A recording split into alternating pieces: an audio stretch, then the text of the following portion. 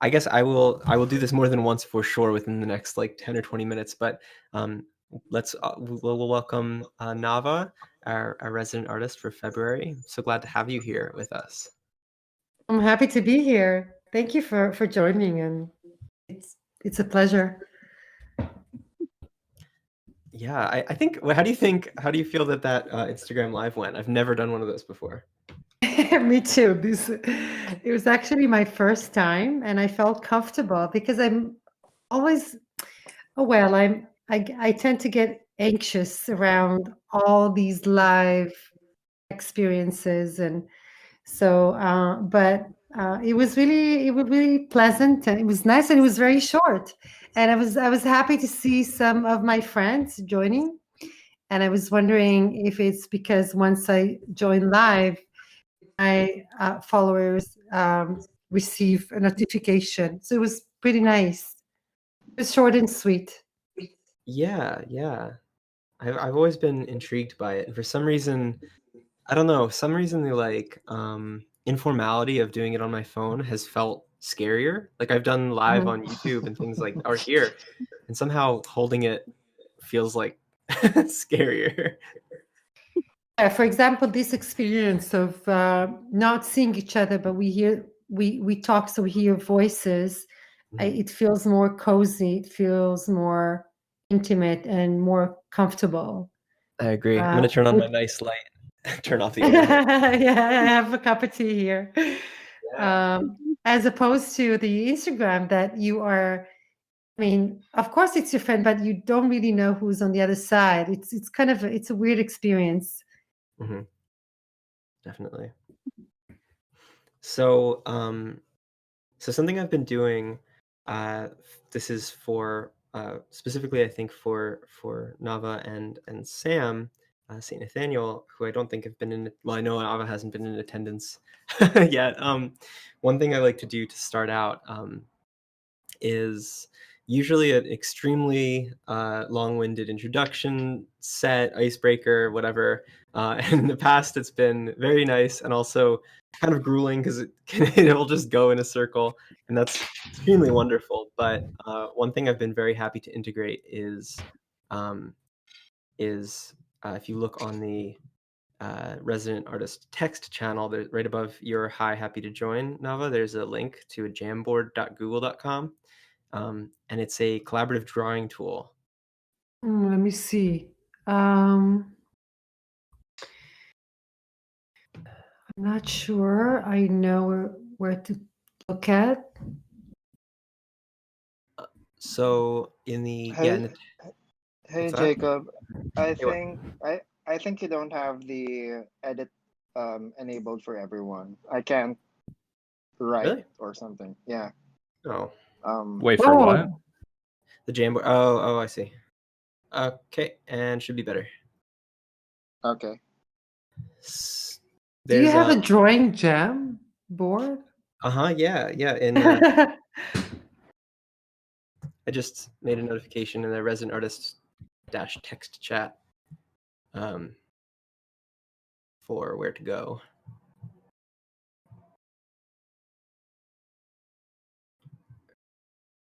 You find your way in?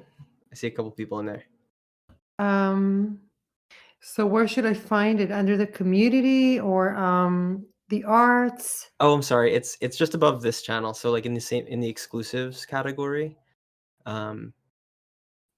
It's there's like Patreon benefits for the bards, works in progress, resident artist -text.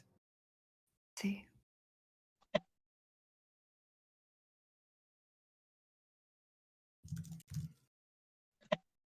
Here, I just like messaged you, so you should get a little. Yeah. So I see the resident artist -text, and I see work in progress. So it's in work in progress.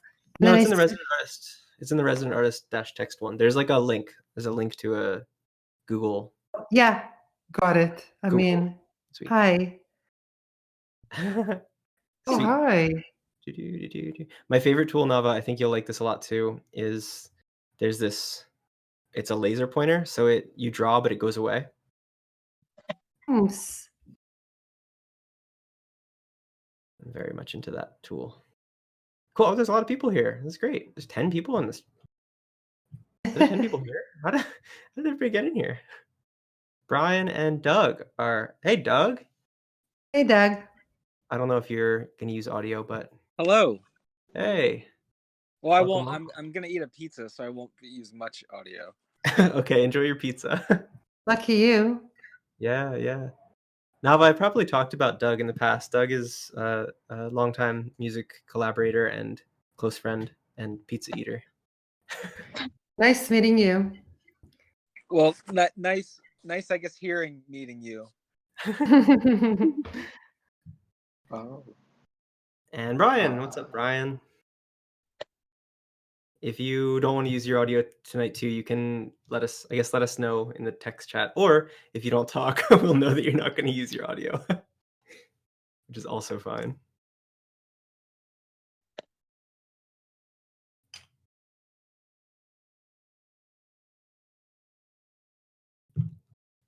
Oh, somebody is going in with the writing. This is so wonderful. Even the sound is so intriguing. Some people coming in, coming out. There's all kind of weird sound that I'm not familiar with. Yeah, the like, what would you call that? Like the haptic, or like the like audio integration. It's really very pleasant in Discord. It sounds very much like the Oculus. Oculus, yeah. I've never. I can't say I've never used that. I used that once, like 4 years ago. I had it like thrown on my head. A friend of mine and Brian's, at least just the two of us right now, who had attended the conference where Brian and I met, worked in VR, and I was so intrigued by that. He just like slapped the thing on my head, and I left. I went somewhere, amazing. Yeah, it's a whole universe out there. Yeah, it really is. Have you been playing around with using that for art making? I know you were like talking about collaboratively drawing in that. So I've been doing a few things. I started to experiment with Tilt Brush, which is an app that allows you to draw in 3D space. So it's very cool. You enter into a large open space and you can change if you want to have it like a dark or a desert-like. And then you have virtual tools, different brushes and different tools, but basically you can draw anything in 3D, and you can stretch whatever you draw and make it change the scale. And it's quite fascinating. You can create a whole world with inside this space, and you can import drawings in 3D drawings, and you can put them in virtual spaces. Another thing that I was interested to do is, well, you already know that I'm in my research and my work, I'm interested in examining different methods of recording performative practice.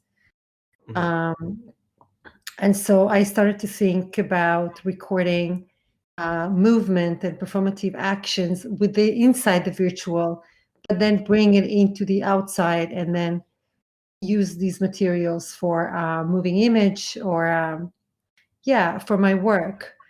For me at this point, it's quite overwhelming. It really is a universe out there. It's you moving from one world to another. There's so much to look at and so much to experience, and so I can't find the words yet. I'm still in awe.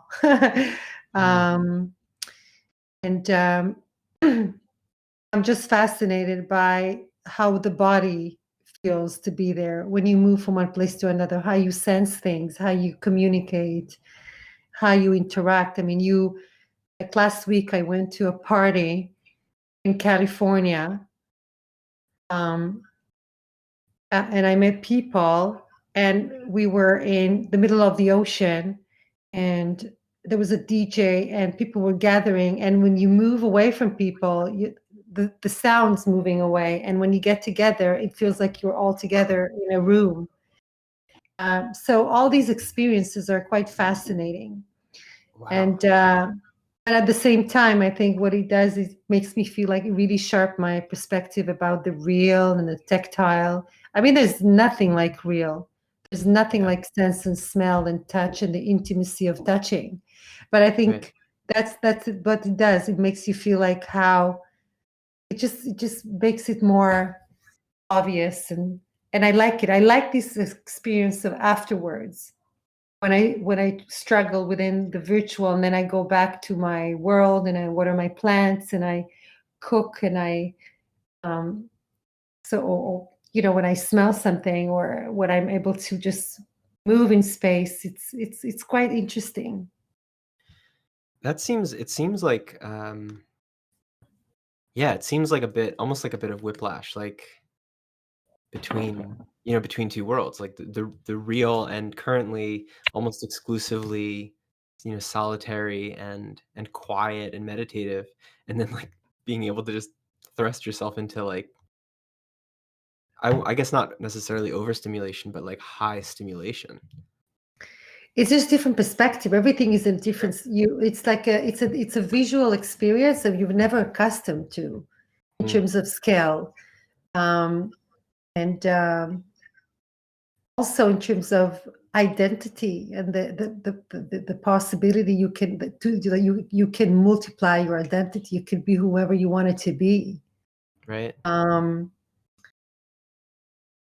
So interesting. It's just too much too much to handle, but it's quite interesting. Yeah. Wow.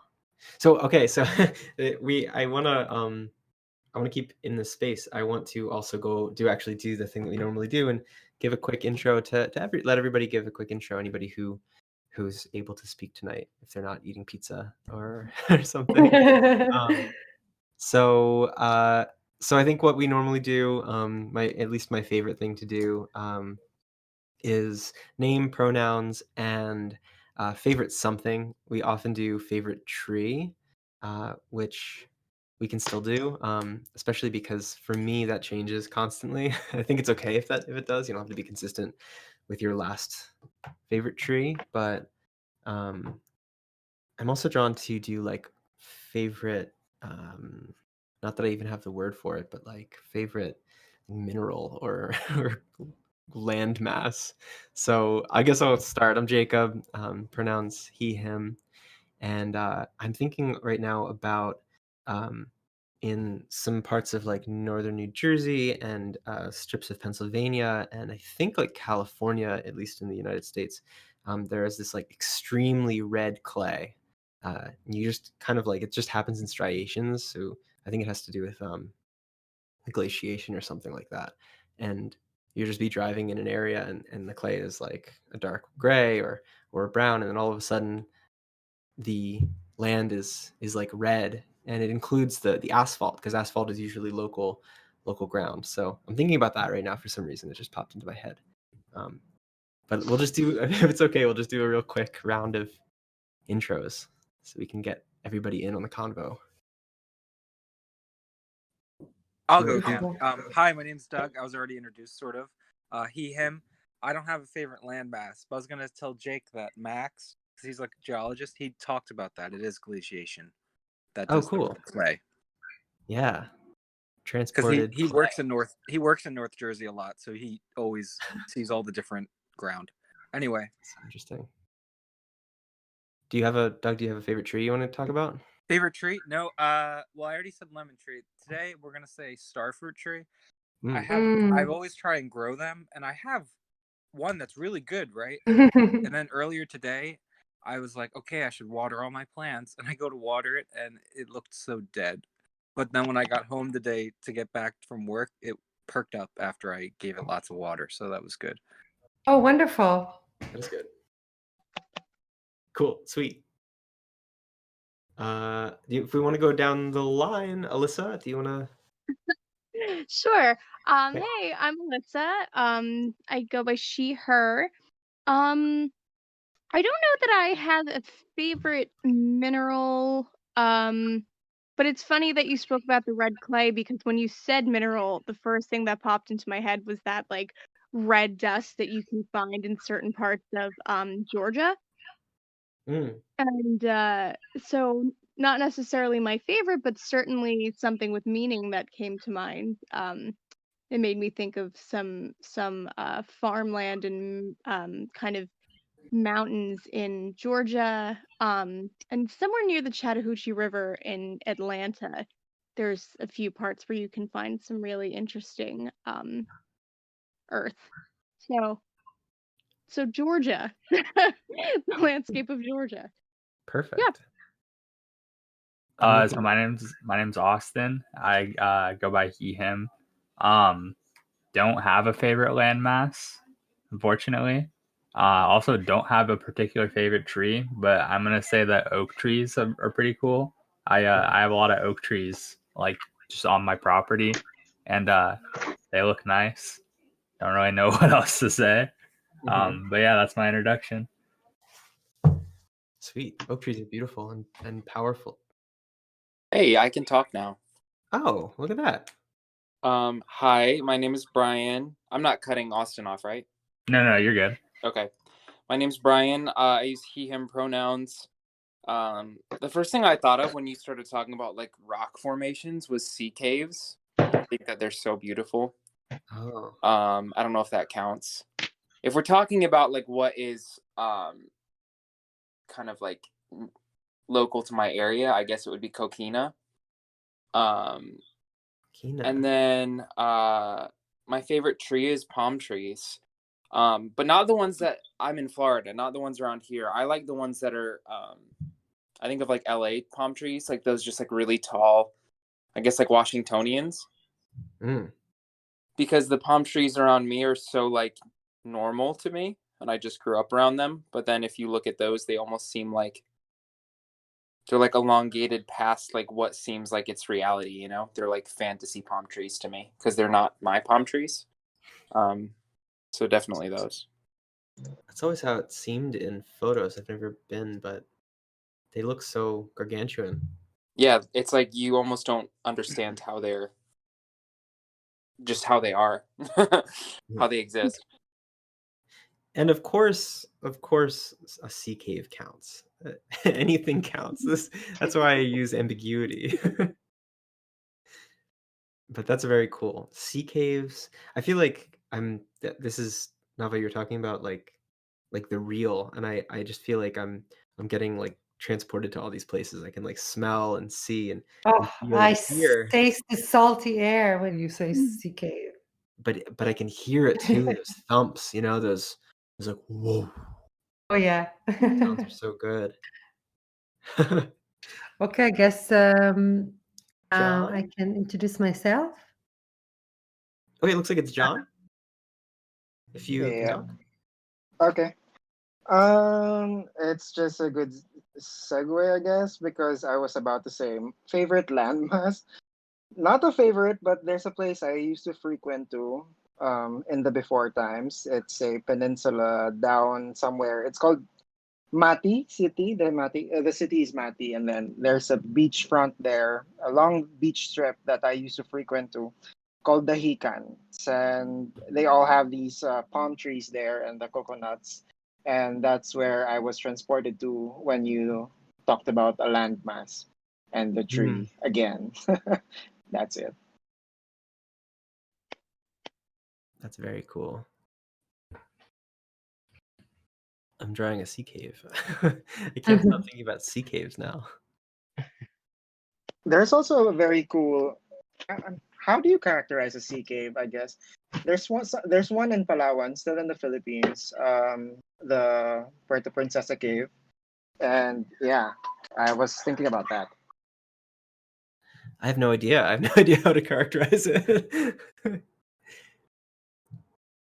Red earth, and blue water, and gray. You can't go wrong. Gray rock. Yeah. So now I'm getting distracted drawing. No, Nava, if you want to go, for sure. Yeah. So Thank you for having me. My name is Nava. I'm she, her, and I think Landmass, you were talking about clay and the red, and it makes me think about the landscape of my childhood, because I was born very close to the Dead Sea, to the Judea desert, and it's quite beautiful when it's raining. All of a sudden, the mountains transform into really beautiful red color and so dramatic. So I really miss seeing the mountains after the rain. I don't have a favorite tree. I just love trees, but maybe it goes by seasons. So I think now I really like almond trees, because it's a season for almond trees to bloom, and I love the pink flowers. Today I was thinking about tourmaline mineral. I'm wearing my tourmaline stone because it helps me to get less distracted. It helps me to stay in my zone. And when I woke up this morning, I felt that there's too much going on in my brain, and so I was seeking to something to be able to stay focused with what is important for me today. Yeah. That's perfect. Cool, thank you. And then last but not least, Sam, if you are able to use your audio. Yeah, sure. I'm Sam. I go by he, him. I just right now made the joke. You guys were just talking about land, and I just couldn't resist making the "I don't like sand" joke from Star Wars. I just made it on the Jamboard, and I have to make it right now. I used to eat pine cones when I was a kid, so I guess that's my favorite tree as well. Wow. Yeah.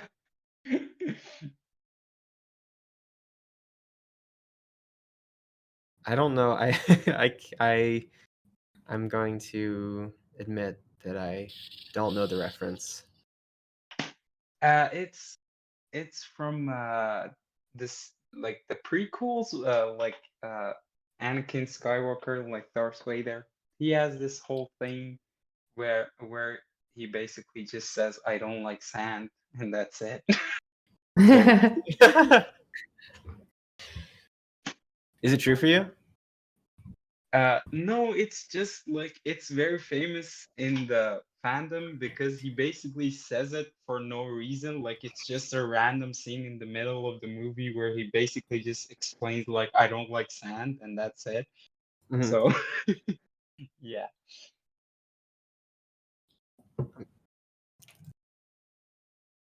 Maybe I can find the image and put it in the Jamboard. I can't. I can't do it that fast. I'm not that fast. Are you guys talking about the prequels? Yeah. I feel like I picked a great time to randomly join this. Yeah, hey Peyton. Hey. I'm glad to have you. You did join at the right time. Anytime is the right time to join. I feel like I was either summoned by prequel talk or the other way around somehow. Prequel talk was summoned by you. Yeah. Perfect. Yeah, so we're just basically finishing intros. So if you want to jump in on an intro, name, pronouns, and favorite mineral / landmass and/or favorite tree of the moment. Ooh. I'm not cutting anyone off, am I? I don't think so. Okay. No, that was actually the perfect time to join because we just wrapped them up. Yeah. Okay, perfect. I just didn't. Maybe that prequel reference was coming from some like really heartfelt discussion of childhood. My name is Peyton. He, him. Was there another one before landmass or mineral that I'm missing? Nope, that's it. You got it. Gosh, favorite landmass.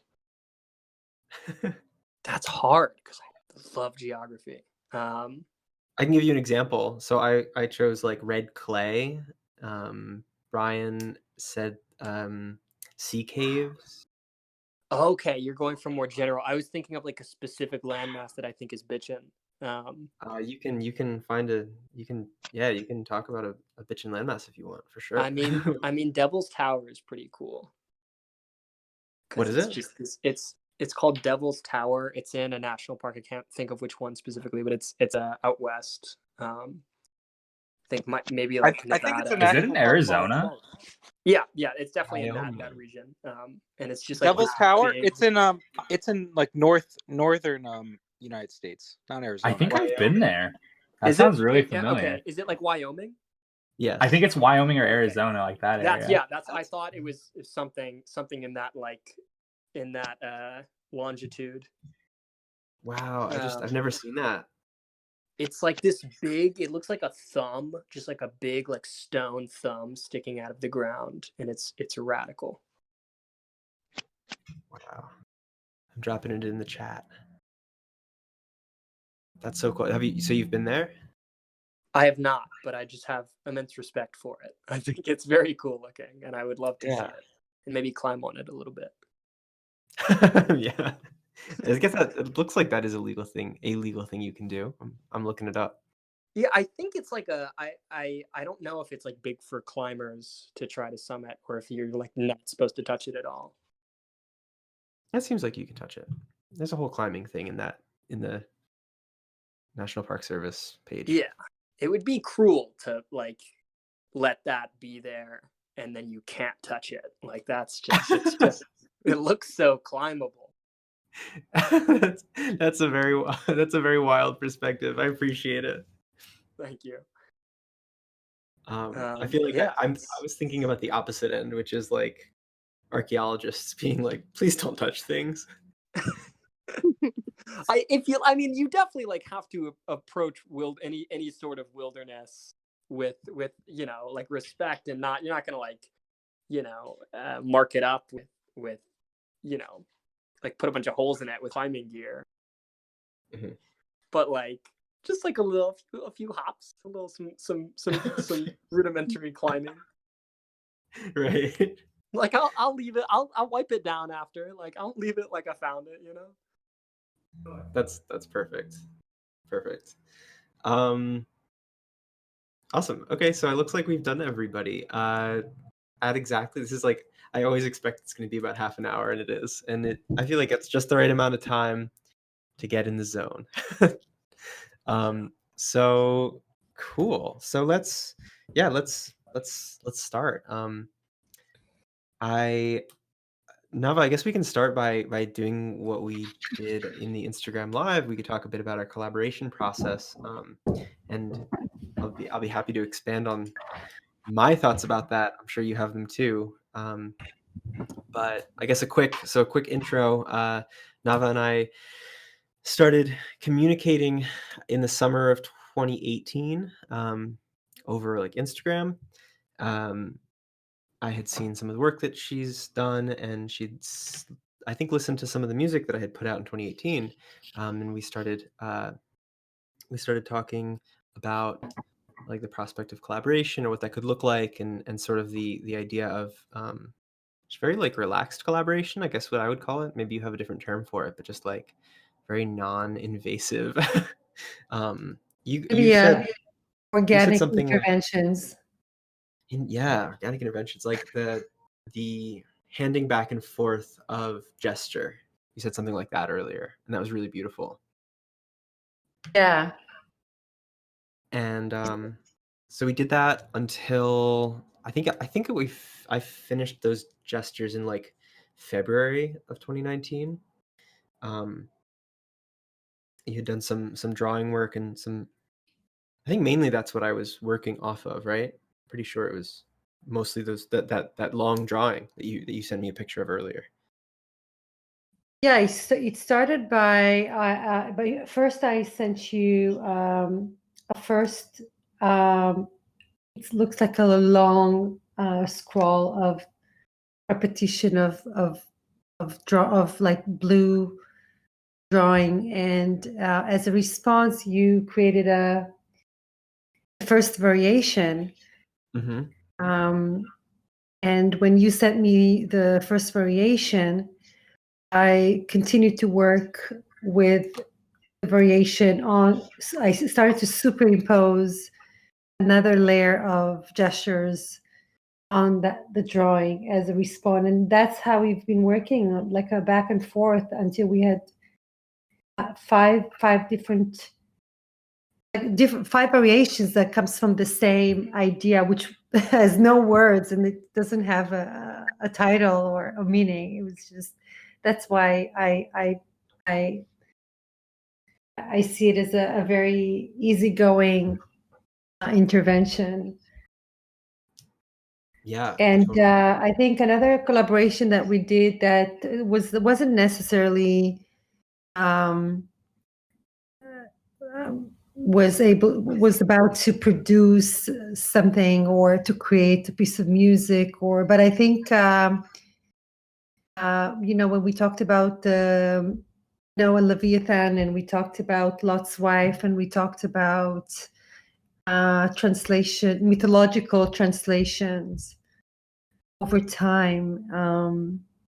So that was a different way of being engaged in a dialogue around a different context, but it also generated a lot of interesting arc making for me. Oh, that's very good. That's so cool. That was a much more recent conversation. That was like December. A year ago. Yeah. Yeah. And so we've been really interested in that like de-genred collaboration, I guess I would call it, like using my normal vocabulary, like not getting caught up in, this is dance and this is filmmaking, or this is whatever, poetry and that's whatever. And that's something that's really integral to this space, I find. At least it's always been really integral to my interest in community building. So I don't know. I feel like there's something to be talked about there, just among everybody in terms of like playing in those spaces and utilizing those sorts of tools of like de-genred, the handing back and forth of gesture. I really appreciate too. Before I forget, I really appreciate your inclusion of. I could say like simply in quotation marks, like simply a conversation as part of the collaborative process, talking about myth and how we hold myth or story and how that becomes a deep part of the collaborative process is just the conversation. Oh yeah, definitely. I think also in my research and my practice, I'm interested in what's happening in between. I'm gravitated toward liminal experiences, and so I am a visual artist, but I'm interested to explore these expressions, visual expressions or gestures that happen in between media. So I have the tendency always to move from one material or media to another. And that's why I like collaborations, because when you work collaboratively with artists that their artistic practice are centered around a particular media that is not something that you would mainly work with, it's so interesting to see how expressions are migrating or ideas can be expressed or translated through different materials. So I guess this is why I'm interested to collaborate and work with others. And of course, all these collaborations are experimentations. It's involved with improvisation, not necessarily aiming to produce an artifact or something like that. It's just to explore in hope that for each of us, it brings something into our own artistic practice. So it's all so interesting and wonderful when we make something that maybe looks very weird, but it turns out to be seminal, and it brings other things later on. I guess this is just the process, I guess. Yeah, for sure. I think there's something to be said too about, like, you kind of quantified it saying collaboration is always experimentation, and in many ways, I guess the argument that, or maybe the thing I need to remind myself all the time is it's always experimentation. That's kind of all it is, and the I've been really I've been having a lot of conversations in my head about materiality and the permanence of art versus the impermanence of art, the permanence of an artist versus the impermanence of the artist, that conversation, and kind of trying to figure out how I fit into that. And I think that always my success comes from reminding myself, and I need to do it all the time, that at the end of the day, I don't know, we are the experiments, like the process is experimentation. It's all, I need to like not devalue it in a negative sense, but devalue it as in terms of like getting lost in the minutia, because it's easy to do.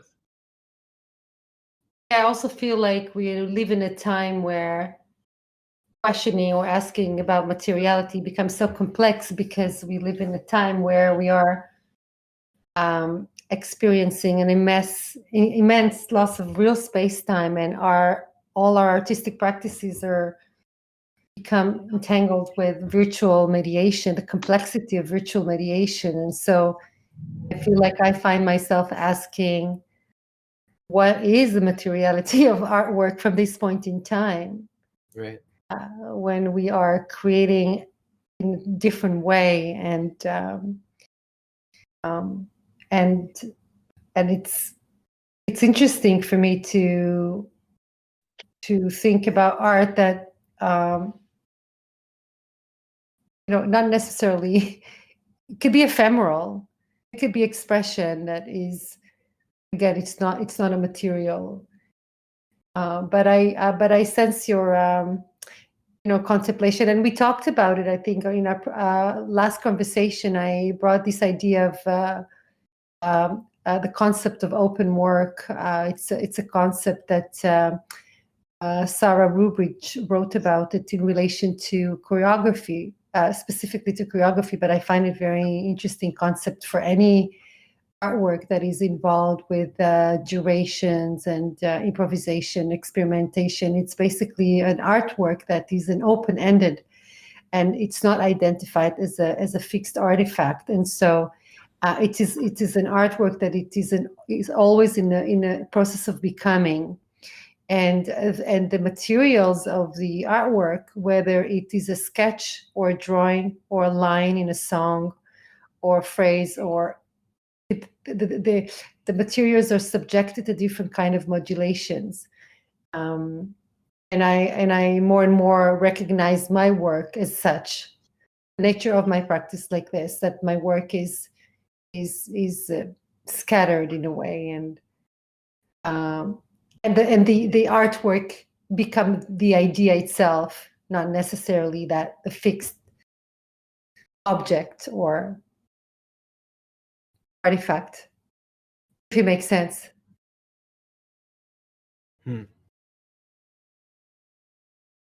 Yeah. So here's another thing, I guess, I'm realizing, putting into the words in relation to your words. You had said that after our last conversation, that collaboration had sparked some things in terms of your movement, and I will say that you, while we were talking, you reminded me in a very, like, I think I received it in a very existential way. You reminded me that I have been a material-based, physical-based artist, right? That I have. Yeah, you're a painter. Yeah, and it's sort of funny, because I think that's has really thrust me into a new headspace. I think that was a major part. Maybe it was just like with the talk of the prequels, kind of summoning Peyton. It was like, for me, it was like, I think it just summoned me. Like it was something I must have been thinking about, and it just kind of like summoned my visual artist, or like, you know, material artist brain back into the world, which I think it had been dormant for a while. But it made me think a lot about exactly what you said, right? Like that as artists, we like living and kind of showing in these virtual spaces, and it made me think, I think it's just sort of part of maybe exhaustion of capitalism. I just thought about, I felt myself think, or I heard myself think, like, how would I quantify myself as a person or as an artist if I just decided for a little while to stop showing my art, to stop proving, you know, even to myself that I make, right?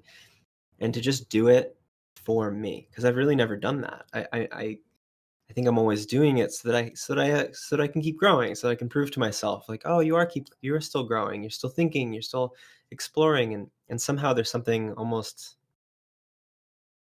not necessarily performative emotionally, but you know, like I have to keep going. Like I'm, you know, like it's my duty to keep going, right? Like I tell myself I'm an artist. I put the artist hat on each day, and in a kind of like, in a, you need to prove your worth by working or making kind of capitalist world. Like that's, you know, it's like keep making. Like that's something I've just convinced myself of, and yeah, it's so I've been kind of ruminating in that space a lot, and I wonder if you've ever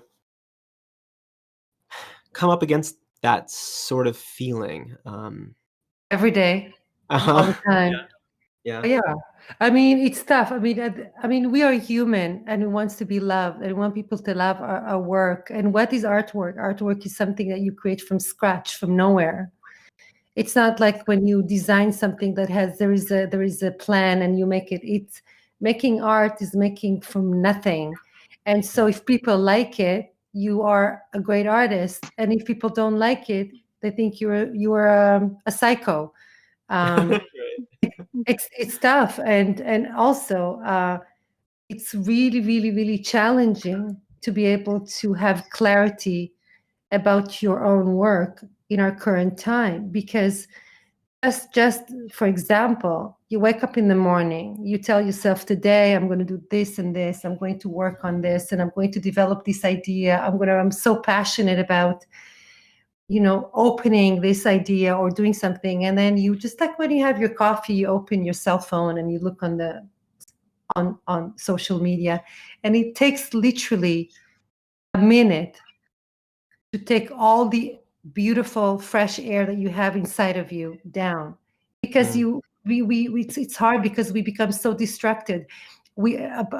Speaking of liminality, you are finding yourself in multiple places at the same time that has nothing to do with you, and you see what other people's doing, and so and when you share your work with the world, which is beautiful, but when you it really is depend on what kind of platform. For example, this platform here in Discord is different because it's a different setting, and it's a different dynamics as opposed to a social media. And when you put it out there, whatever is the feedback you receive really affect the way you feel about your work. So I'm saying it because I think it's a constant struggle for me to find this place where I'm what I think about why my work and the progress that I'm making has nothing to do with what people think, and it has nothing to do if I sell my work, and it has nothing to do again with producing. It's about developing and nourishing your ideas, and whatever the idea would be, and focus on it. And artwork is eternal, so if it's a good artwork, it will stay and it will be there. So these are the things that I have in mind when I am struggling with it. But I am definitely, it's a constant struggle, and something that I feel like I'm experiencing. Yeah, you made me think. Also, before I continue, I want to make sure that everybody knows they can jump in on this conversation. And you made me think about. You said like art is eternal, and it made me think about how growing up, when I was really coming into like my artist philosophy, my semblance of how I needed to figure out how to think about art, just to try to build a foundation. I remember thinking to myself that my goal was to basically communicate. I don't think I was using those words, but basically to think, to always only be thinking that my goal is to make honest work, genuine work, vulnerable work, such that if it can come up against or influence a friend even, and that's it, I've done my job. That's all I have to do. Is just because that's really, that's the collaborative process. Is the hope is that you influence somebody else and they influence you, and you all are, it's like the colors are intermingling, and that was sort of that was really my only dream in terms of making art. And obviously, like, that gets maybe muddied. Like, you also want to be able to survive and support your family and explore further in ways that, are bigger and grander and whatever. But I think that what you were speaking to also made me think about the solidarity of the moment, and how, maybe that's also what I'm feeling. What you're feeling is like, it's really hard to actually have that conversation in real space. You can't sit down and be really influencing each other, having those conversations on collaboration through the work itself. When you send me something, or I send you even those variations or something, like, they're a real piece of work. They are an exploration. They're a fragment of my being, but there's also something to be desired. Yeah, and also, we have bills to pay, and we Yeah, have right. we need to pay, but you are right. You're right. I mean, integrity is very, very important when we make work, and it's maybe it's better to be able to sustain yourself with working, but with a job that not necessarily has to do with making work for others, but you make the work for yourself. But it's very, very, very hard. So I hear you. What do you feel, guys? Any feedback about and response?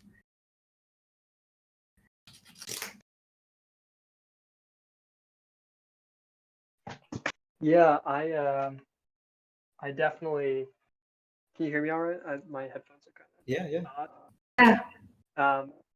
Yeah, I mean, definitely. I've been thinking a lot about that concept of like not wanting to let your stuff get out there and it'll be perfect, and just being so critical of it. And it's yeah, I think there's definitely a part of that is rooted in like monetizing it, and making something that you feel like is supposed to contribute to your career, as opposed to like no one, got into it. I don't think it was like a kid and was like, this could be my job. I think most people by and large like started making any sort of art form because they were like, oh, this is cool, and I struggle with that like every time or something of fighting that urge to be like, oh, you need to go back and redo this, and like, oh, you can't put that out because this is wrong with it. Like the fidelity could be better. You could, mix it this way instead of that way. And it's just like, who cares? Like, who that's going to listen to this cares? And are you making it for like some big break, or are you making it because you like it and you want to put it out there, and you have friends that support you and will listen to it, and like would much rather you just put it out so they can listen to it and go, oh, that's cool, my friend made that, I like that, Yeah. then sit on it so you can fix all these differences that probably won't be noticeable to most of those people. And it's just like a constant it's like a weird like what's the word I'm looking for here? Kind of like positive nihilism thing I have to remind myself almost of like, oh, this doesn't matter. These things that I'm getting super stressed about don't matter. And like you don't treat this like it's gonna make the world a difference. And if you don't do this and you don't do that, then you won't get signed and you won't get booked for tour dates and people won't listen to it. Cause like you'll sit on those and it'll take way longer and maybe you won't put it out at all. And then it's still not going to make a difference, even if you do all those things. Like that's very unlikely that, you know, in any case, you're going to put it out there and someone's going to be like, this is the best thing I've ever heard. Like, here are the Grammys and, you know, you'll never have to worry about food or bills again. Like, just do it, you know, and hopefully at some point you'll end up with a career that you enjoy because you're making stuff that you enjoy and you enjoy that process. Yeah, totally. I was able to maybe oh, sorry. No, you're good. I think you're fine. I think I was, for the past 2 years, I've been less thinking about, you know, selling my work, but of course I'm an artist, so I will always work and I'm always occupied with my work. So I am trying to do more residencies or tutoring or any kind of programs that I'm able to make a bit money to, you know, to support myself and my practice, and that it helps. So I don't have the pressure of really selling the work. Yeah, that's definitely interesting. And I also feel like, you know, the art that we make, sometimes you make something and you said, you know, it's not going to be like a big thing. It's not going to be, wow, this is crazy, it's amazing. Maybe not now, but sometimes. But I think that as an artist, we are, the process of making is a cumulative process, and it's and I feel like sometimes often for me, it's impossible to reflect on the work from the present moment. I always have to let time or events happening in between, and I find myself going backward to things that I've been doing, but I wasn't able to maybe articulate, or I wasn't able to really see some things in the work, and all of a sudden the work becomes something wild and crazy and beautiful. So so that also speak to like the work. It's not from the beginning to the end. There's no timeline. It's a very fluid, volatile process, and that, and maybe it's not the best thing when it comes to produce work and put it out there. But I guess it's that's the way, for me anyway, it works. Yeah, I fully agree that I think it's what inspires me or influences me to make sure that I like finish a work and tell myself, this is, you know, stamp of approval, this needs to go out, because I feel like I can't really reflect on the work in the moment. I can just gesticulate in the moment. I can just hope that I'm being honest, that I'm being vulnerable, that I'm being, you know, truthful, and I can make something. And then usually it's like a year a year or 2 years, I can start looking back, and then the current, you know, in the future, current me will start to like be able to look back and appreciate and have a conversation with that last version. So this is sort of like exiting the idea of making it to make a living, but just in terms of making to stay sane, I think. For me, It's like looking back on old journals, you know. Yeah, I realized recently that the only paying jobs that I've ever held have been in dance. And so it I realized that it's become so intertwined in my identity as an artist, that it, there needs to be a paycheck at the end of it, or it needs to be making for a purpose, or making for, a commission or whatever it is. And so what I've been thinking about has been sort of breaking down the skills or the techniques that I used to make, um, and not only applying them to sort of different types of like side projects, and kind of basically just sharpening and using some like underused muscles, I guess you could say, um, and stepping away from, the grand idea of I have to make, and then sharpening those skills and bringing it back, and looking back on what I've, like you were saying, Jake, looking back on what I've done, or like you were saying, Nava, like having a really fluid process on what I'm doing at the time. Mhm.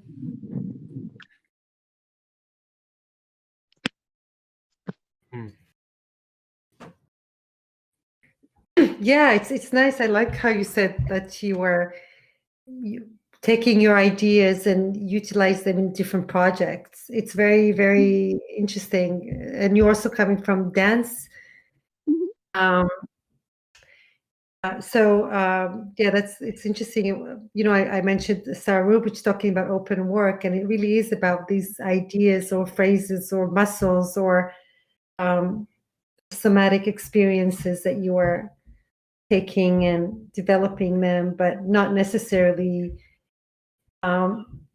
feel obligated to put them into a structure of like a project or like a production or serious production, but rather allowing. And it's also, I think it's also very interesting because you learn more about what you're doing, because you are able to get experiences about these ideas or materials in different projects. So it's nice. Mm-hmm. Yeah, I think obligation is the perfect word. Obligated, it becomes an obligation. When you force yourself, like you feel like you need to complete something, or um, honor something that hasn't really kind of been tweaked and played with to its fullest extent. And there's like these hidden gems that you wouldn't see.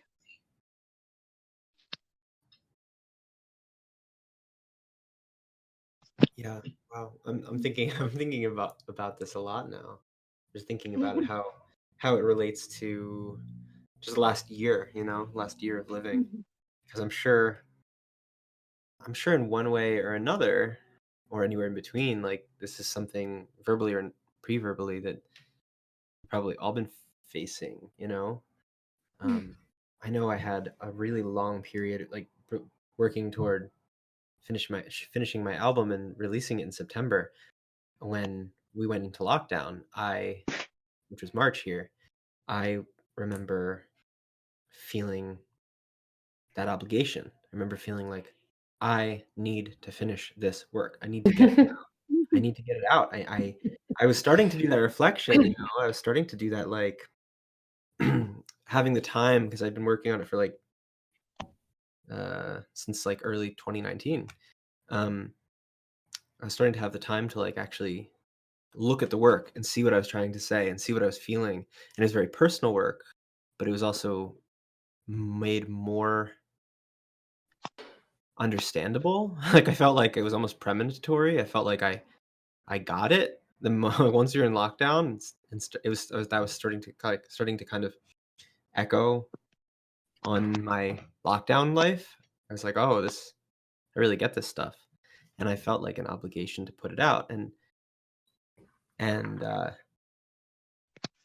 I just think that what you said, Alyssa, it's just coming back to something that I've been thinking, and I'm sure going to continue thinking after this conversation, which is just like, who would I be if I, if I took a hiatus, right? Like, who would I be if I told myself, you just stop, just don't, just live.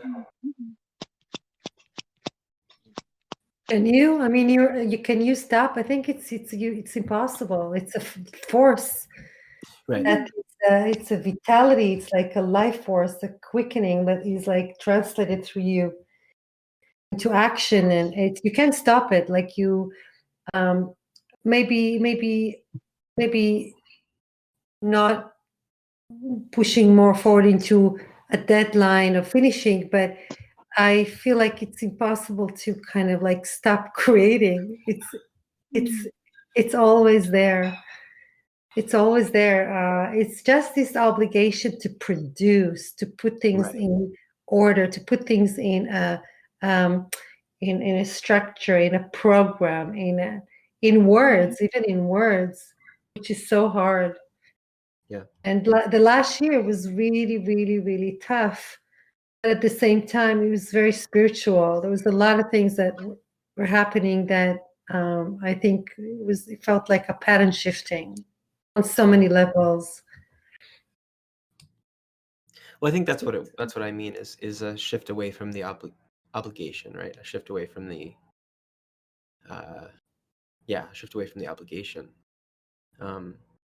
And just because you're right, like I know that I would continue to think art, be art, make art, move art, but it's almost like that need to detox from the feeling that I need to finish, that I need to put a stamp on it that says, yes, you've continued forward. You know what I mean? Like, yes, this is your 333rd opus, like just stop. Just don't think about it. So I want to we have a couple text-based things, and I want to just read them to include them in the conversation. Sam says, I actually feel selfish sometimes for choosing to be an artist, which I fully relate to. Yeah. I know I've talked about this a lot. I've talked about this a lot.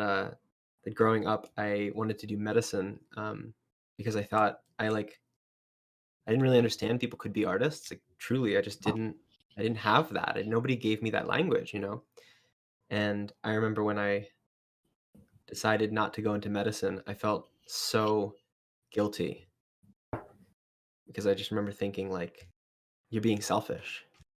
You could be helping people. And I know now, like I'm laughing because I know now that yeah, it's true. Like going into medicine or something, that's a very direct way to help people. But it's not the only way to help people.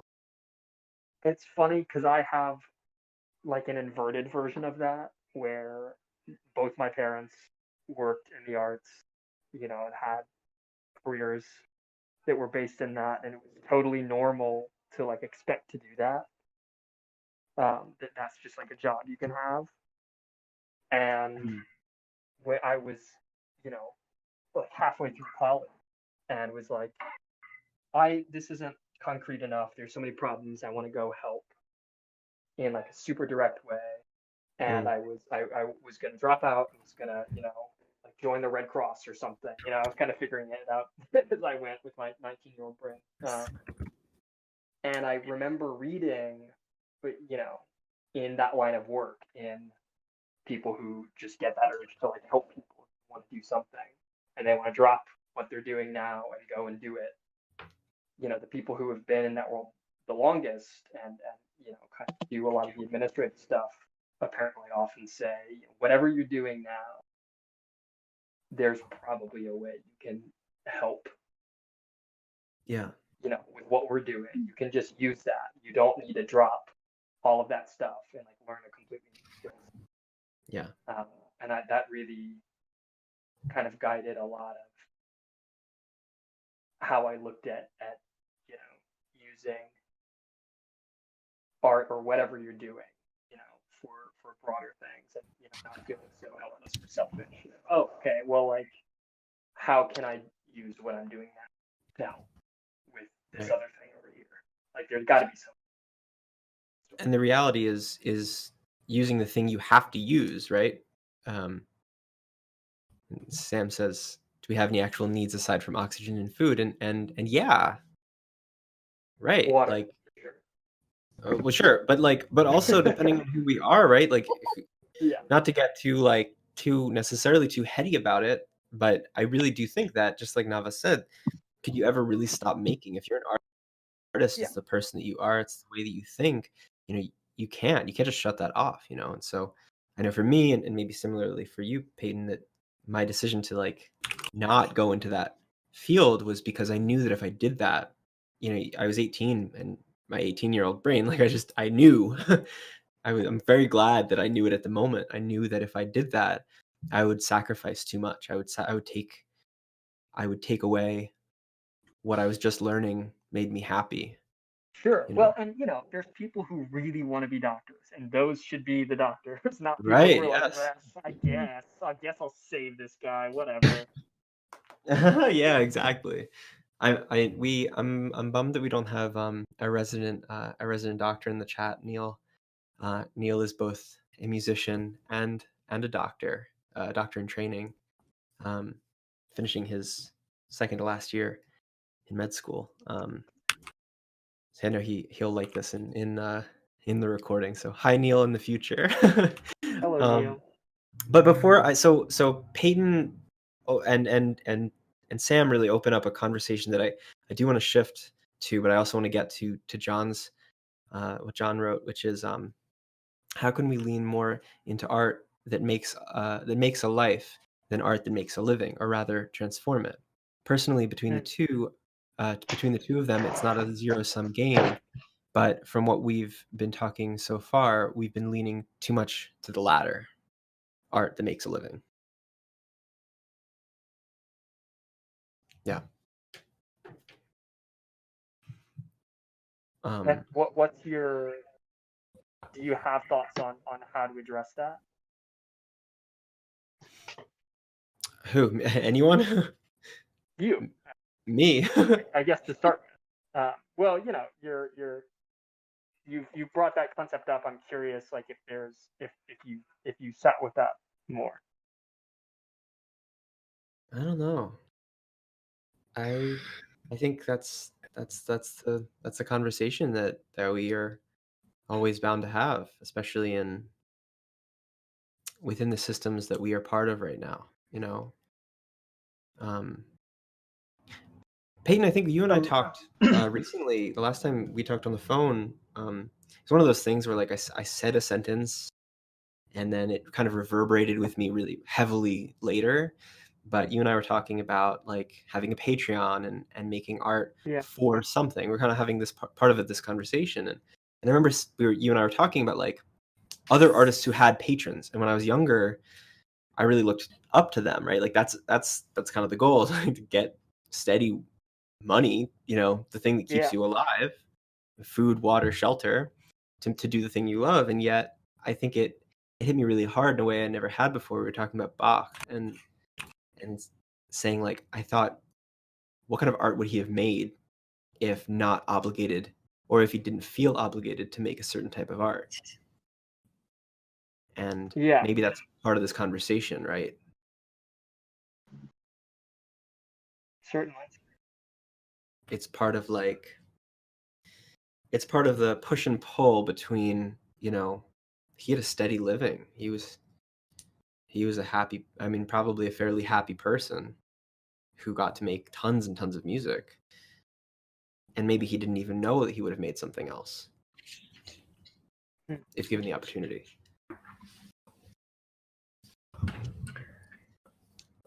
Yeah, maybe to. Oh, hello. Yeah. Hey. Hello. Yep, we can hear you. Okay. Maybe to.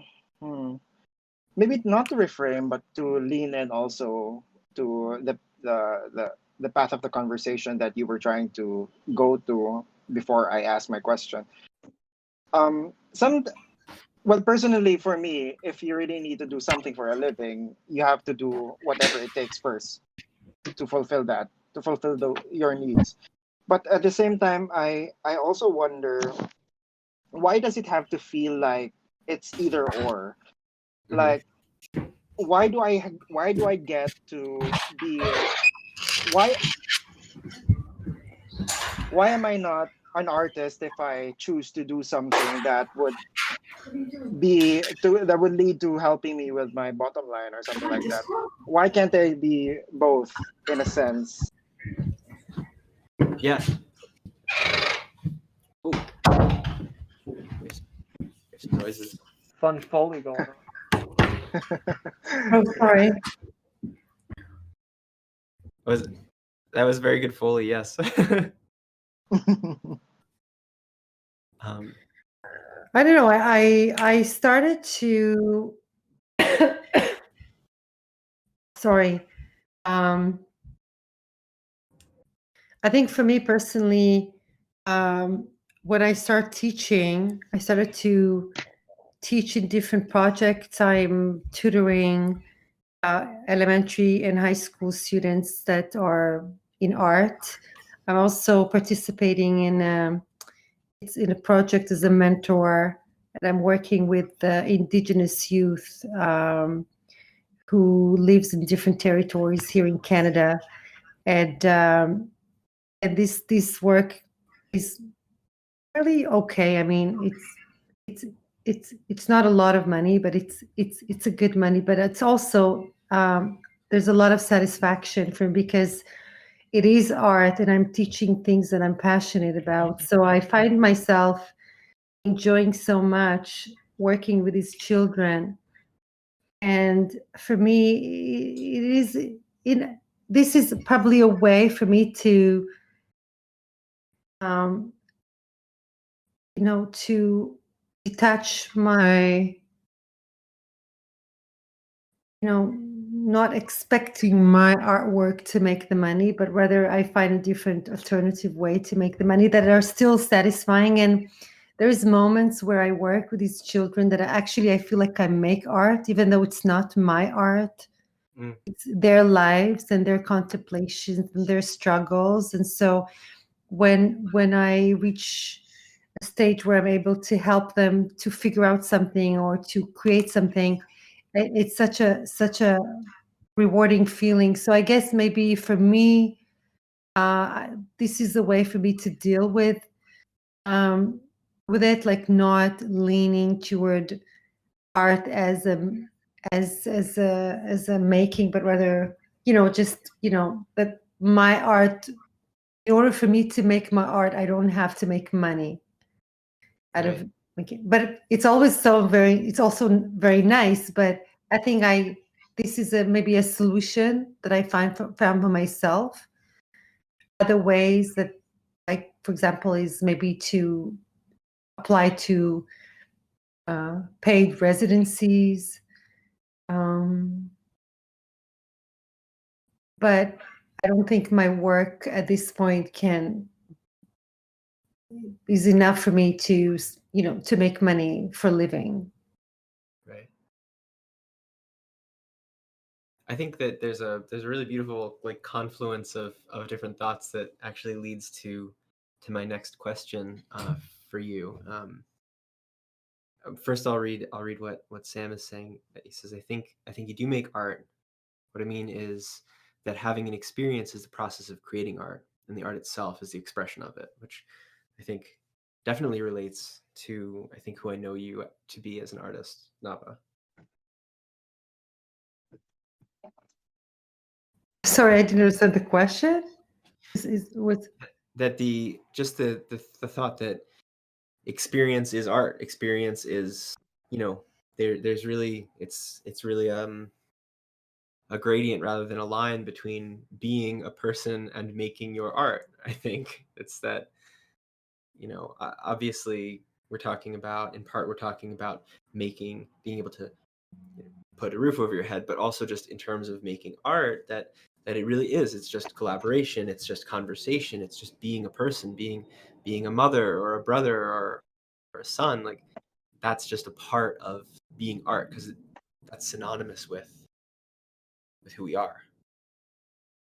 tutoring experience. Sam says specifically with reference to tutoring and working with other younger artists who are making their art, that is an expression of your own art.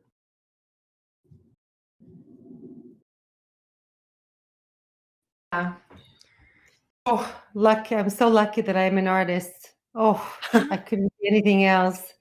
Right. I'm so lucky to be an artist. Definitely.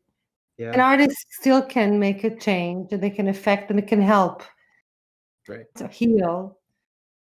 Not necessarily making money, but right. So that was going to be my follow-up question, I guess. I know that a lot of your process is in some ways deliberately sort of pre-verbal, gestural, but I also know that you do put a lot of words to the thinking of your art, and I know that a lot of, just to sort of frame the question in terms of this community and how this community has come to be and who it's populated with. A lot of our residents are people that I met or know in terms of being artists, but also art activists. I think that's something Peyton was sort of starting to touch on in terms of like how you can use your art to help to be part of the world. And I'm as an artist, you as an artist too, I would say that there is that gradient between the art and the artist. I'm wondering how you think about artist activism, or how that relates to your art or your being in any ways. First, you talked about writing, and writing is the hardest thing for me. Mm-hmm. It's so challenging to be able to put in words the ideas, and so this is something I'm struggling. Even though I just finished my master and I'm heading toward my PhD, and I'm still struggling with it. I think that for me, there was time in my life where I wasn't in a good place, and I was struggling emotionally, mentally, and I've been going through things and I wasn't really available to be able to pay, to help the community, to work with the community. And I feel that only maybe the past 2 years I was able to overcome some struggles in my life, and have a clear mind and emotionally available to be able to listen and pay attention to what's happening around me. And I think that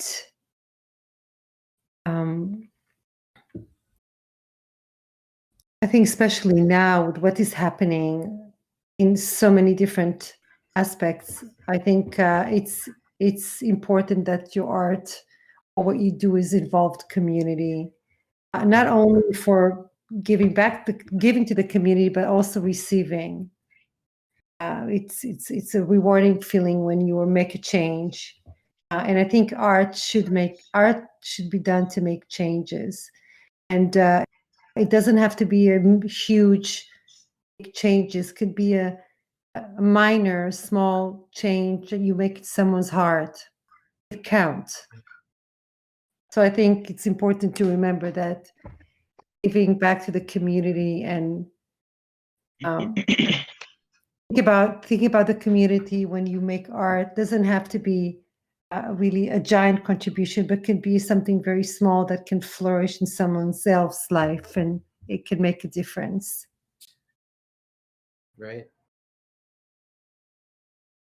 And you talk about community, and it makes me think about two conversations you and I have had, and one facet of what I consider to be artist activism, which is telling the story of your community, telling the story of your story or your people or your ancestry, and thinking about myself only within the last couple of years, as I've really come to know myself better, like more as a part of Jewish art, as a part of American art, and like what that means, all of these different ideas, all of these different titles and things that that are extremely unavoidable for me, right, in my lived experience, and something that are unavoidable, and so I need to learn. I need to have a conversation with, and I see that very deeply as a piece of artist activism, is keeping, maybe not keeping the torch alight, but more like adding your own small fire to the torch. I wonder how you relate to that in terms of putting yourself and your story, your culture, things like that into the work that you do. It brings me back to our conversation, one of our conversations about your ancestors and your history, being Jewish, and we talked about how you find yourself from this point in time gravitating to the past and have this desire to know more and have this need to have closure and to reconnect with parts of your history that you always knew that they were there, but you know how it is. I think when we grow and get older, and every stage in our life is different, and so, and by the way, it's a never-ending process. You might go back to it later on in your life, but it's interesting, and this is something that I've been going through as well. I've been traveling to Morocco in 2019. My parents were born in Morocco, and I was born in Israel.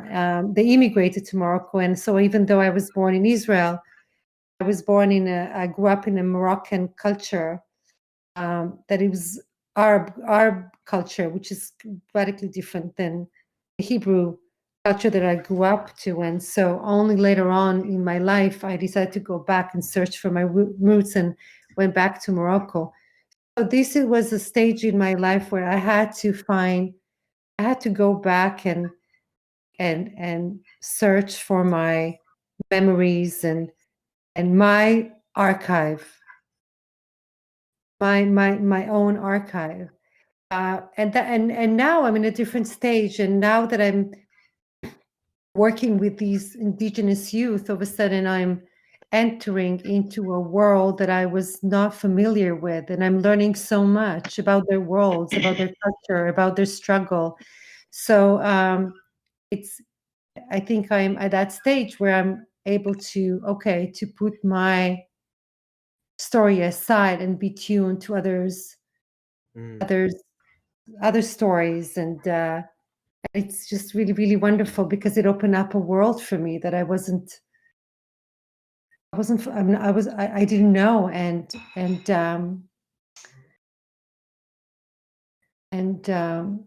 to make the change in their lives. They're youth that they're very, very isolated. They live in small reserves. There's not even like a Wi-Fi. There's barely Wi-Fi. It's not the world that we're familiar with.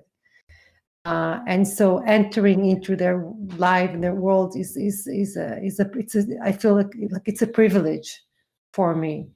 So I'm completely immersed with this experience right now. But I think that it's important to be tuned to what you need in different times.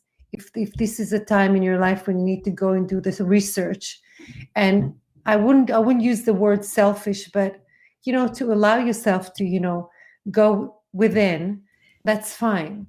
And when you get the strength and you get through this, then you'll be able to go and be a better person for others and contribute for others. So I would say that I'm able to do what I'm doing right now and able to give back to the community because I gave myself the permission to take time and delve into my own history and delve into my own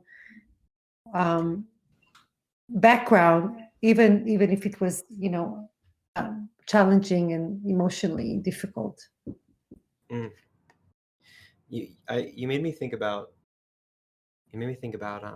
a very dear friend of mine who I desperately hope will someday come and be a resident with us. He was my therapist for a couple years back in 2014, 2015.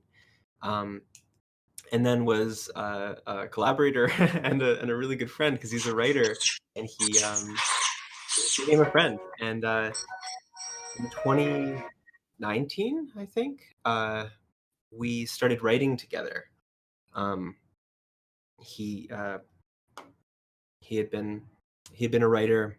He had been self-professed longest standing record of writer's block, like on planet Earth or something. He used to say something like that, and it was a difficulty with vulnerability, with putting pen to paper, because it gave validity to his story, I think.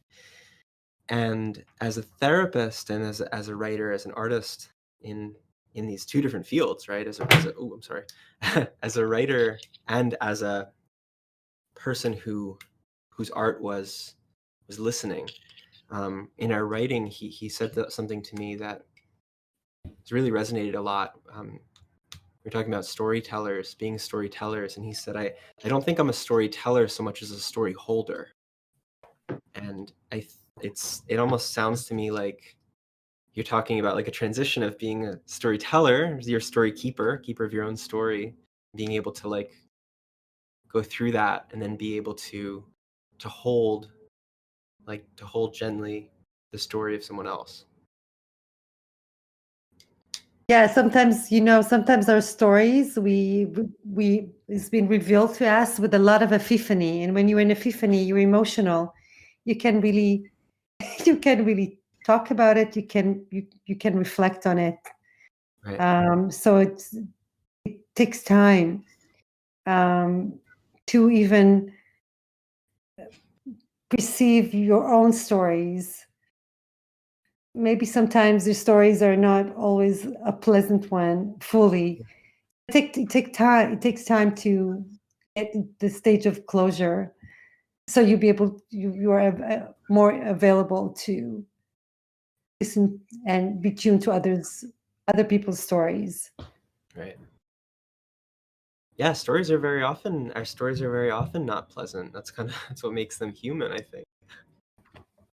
That's the difficulty of loving a story that is your own but not necessarily pleasant, is a human struggle. I think that's a big struggle. So I want to, okay, so we're at like 9:05 here. Working 9 to 5. Right. And I just want to open the floor, if it's okay. I guess we'll give ourselves like, upwards of 20-25 minutes if we still are going, but I wanted to open the floor more to any thoughts adjacent to what we're talking about. So anybody who wants to, I would gladly hop in. Please do. Just because I've been like taking notes ferociously, but they weren't quite aligned with where the conversation was going, and I didn't want to like be like that person in the improv group who like doesn't yes and, you know what I mean? So I'm just like still stuck on the fact that Nava used the word liminal to describe one of the things we were talking about, because just today I was like Googling that word, thinking about that word and like reading articles about that word, and like liminal spaces, like hotel room hallways, staircases. Like, I don't know. That's just something that's been on my mind very specifically today. So that was just kind of a weird coincidence. But I mean, I'm also not sure what my question is right now, but we'll find it together. So yeah, I kind of feel like I'm like at a liminal space, like in my own artistic path, where I'm like very much between, kind of having almost like an identity crisis. I feel like I'm almost having the reverse issue to what you were describing, what all of you were describing, which is this thing like it's almost the time for you to hoard your art a little bit, like to keep it to yourself. Whereas for me, I feel like I've been doing that for too long. But I guess my question is this: like, I come from a theater background, so like my work has always been, it's only created in relationship to an audience, right? There's a specific audience you're going to have, and it's going to happen on specific dates, and that's the work you make, and that's the day you put it on, and it's for the people who buy the tickets. Like, the format is there for you, right? So I'm finding now that with COVID, but also just with where I'm at in my career, not only do we not have the space for that, like the material space, but also I've just become kind of cynical, I guess, about the industry. And I think the reasons that I became a theater artist maybe don't, maybe this is very cynical, but maybe they don't exist, right? Like this idea that the theater can be this spiritual and progressive place. So I guess my issue is that in the absence of that space for me and those reasons to make and those confines to make within, I don't know how to make to make finished creations, and I don't know how to get them to people, right? I think that Nava works in an interdisciplinary way, very much so. But to me, like, I mean, if I journal, I'll write poems, I'll draw, like I'll write scenes for a play or whatever. But when I'm setting out without those confines of like the theater artist, I don't know what to make and why. I make all these things, and I have all these ideas, and right now I'm really into like the idea of like the way history or like trauma like haunts like spaces and bodies and like ghosts and cryptids and like the way all these ideas connect. But then I sit down to make, and I'm like, well, I mean, pardon me, but like, what the fuck do I make? You know what I mean? Yeah. So yeah, I guess my question is kind of coming from the opposite end. Like, instead of saying, oh, it's the time for me to take my art for myself, like without my rules that I was working within, I don't know how to give my art, if that makes sense. Yeah. First of all, I wanted to offer you, because it seems like you're interested in this idea of the liminal, and I have a lot, because it was part of my thesis research that I've been doing at York University. So I have a lot of materials, written materials about liminality, Paul Steiner, Victor Turner, specifically about theater and performance studies, and you might find it very interesting. So if there is a way that I can send these materials for you to read, would be great. Yeah, absolutely.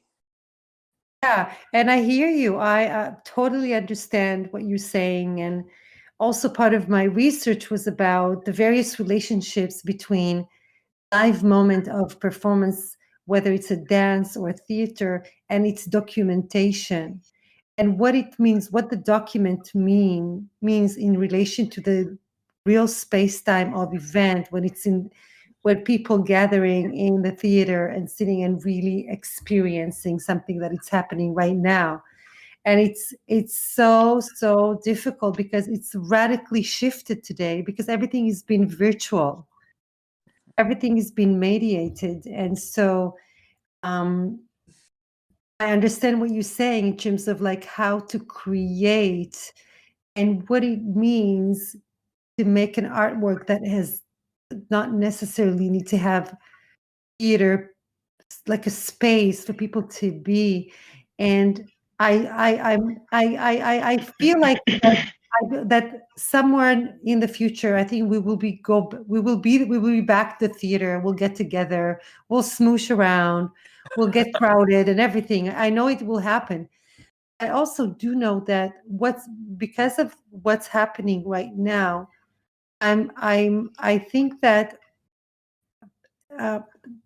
the perspective about how to make a play or how to work with theater has changed, and I feel that experimenting or incorporating different methods of making or showing, working with the camera, working with virtual mediations, I think that this is something that inevitably will stay. I mean, even though we will go back to the theater. So I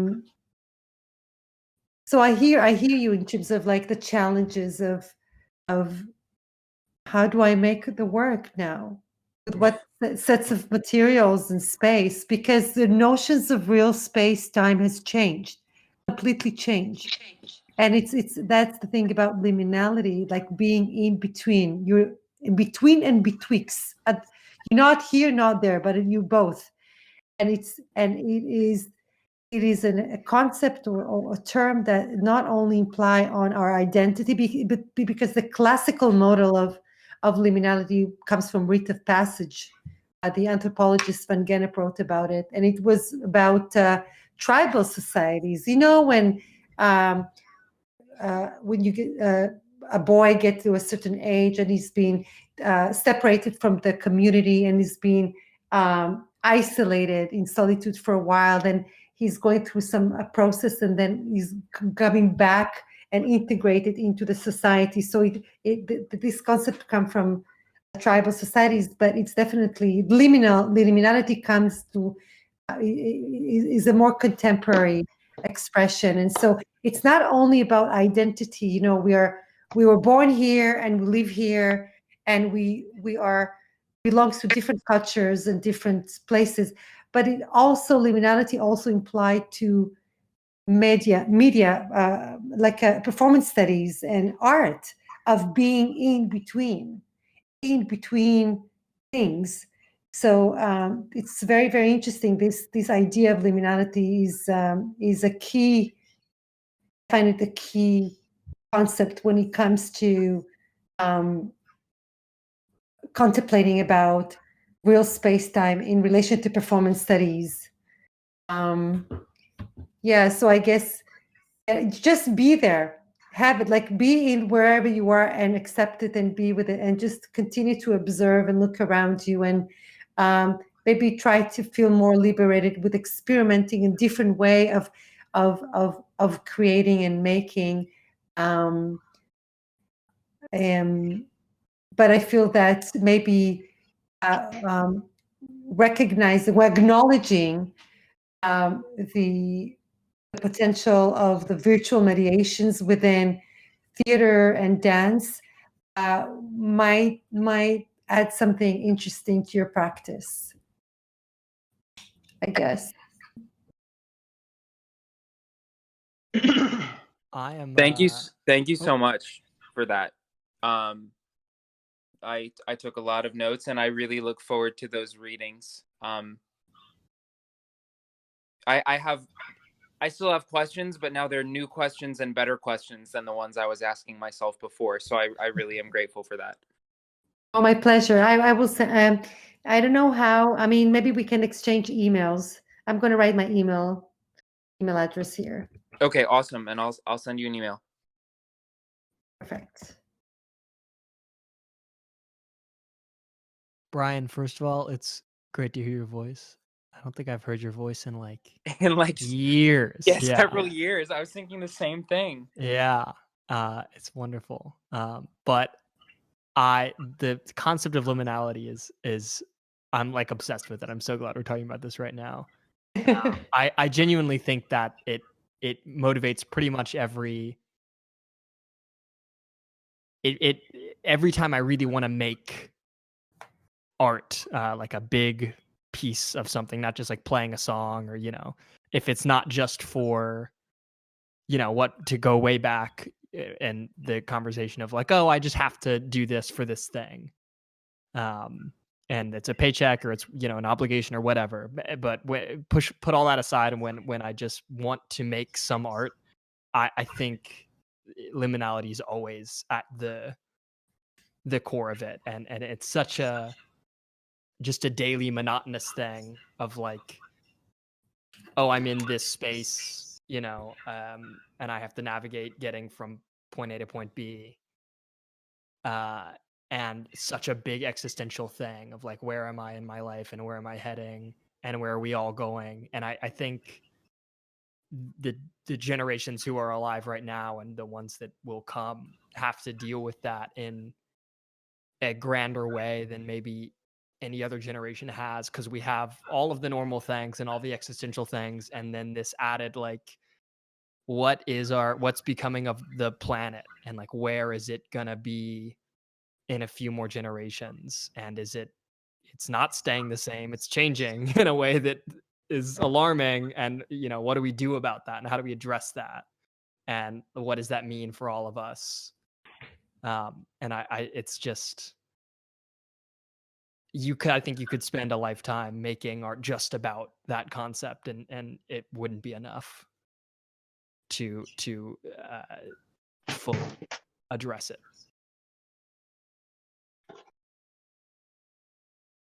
It would be great to have another section just about liminality. I know. There's a lot to talk about, and yeah, liminality is also relates to rituals, and liminality is like it's liminal. It's the stage of in between. So you are in a space where you're not sure what's happening, and there's a lot of unknown. It's and it's a very spiritual time, and so liminal time is a very creative time. So I can very much relate to what you're saying, is that you always wanted to create when you were in that stage, like that state of mind in liminal space, because it is liminality can invoke expressions and creativity. Yeah, and I think there's something about it that makes people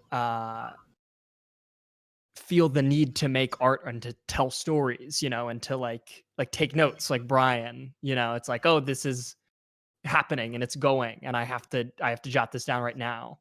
And I think that for me especially, I kind of feel this need, like, oh, I need to make this thing because I'll feel different in a year, and like I need this document of how I felt right now, and I think it's what motivates so much, photography, and so much writing, and so much, just any art form, especially stuff where you can really, take a sample of like what some part of the world or some person is like at a moment, and freeze it, because it's this weird like way to combat liminality almost. Yeah, and it's a moment that will never be back. Yeah, that's why I'm interested about documentation, because yes. when I practice these are rituals that happen in space time, and they may not be able to be translated into a work, but they have a very authentic expression, and that's why I'm obsessed with documentation, specifically documentation in relation to dance, performance, theater, because I feel that although we won't be able to bring back the present moment of a performance, but we can learn so much from the documentation. But also the time that we're going right now is we are going through a global rite of passage. This is a liminal time because we are, as a community, as a global community, we're in a stage where we know that the normal that we thought it's a normal will never be back. And we don't even know what's happening ahead of us. And so we are stuck in transition, like we're stuck in a liminal space for over a year. It's quite remarkable. And I think that's why it's also enhanced pattern shifting, because we no longer do the things the way we do. We no longer act the way we do. And so that give birth to new expressions in any field, in any aspect, but when it comes to artistic practices, into theater and dance and making music, and when you are situated in that space of not knowing, of like there's no not knowing, like you're creating from an unknown place, that's where the authentic expressions comes in, and so it's very interesting.